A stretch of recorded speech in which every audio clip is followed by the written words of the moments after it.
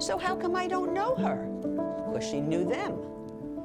And I looked at her, and all of a sudden, all these things that I was told all the years before from my friends, write this down, it's so brilliant, your mother said this and that. I said, if I don't write it down, she'll never know my mother. And so I said, when she said, how come I don't know her? I'll say, you're right, how come you don't? But you will. And that is what made me write these things down. My name is Rita Stromfeld. My name is Blanche Powell.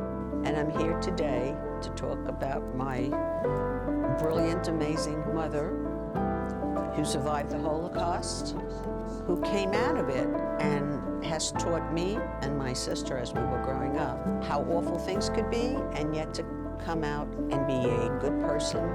If you've lived through that, your understanding of the world is so much different than most. My parents are the ones lived through that, and I lived through it through my parents. We have to make sure that the Holocaust is never forgotten.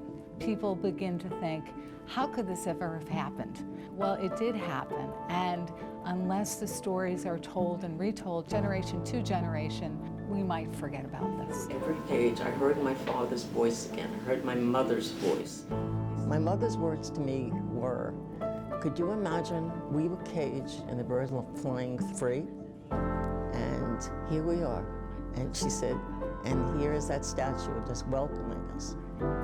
Nobody wants us, but America wants us. To this day, I could still hear her saying, only in America. You have to keep those stories going, otherwise they die along with the people that died. Grandson has been reading since he's 3. He's now 12 and a half. So I told him, I said, Eric, this is a story we all could sit down and read. We all could learn from it.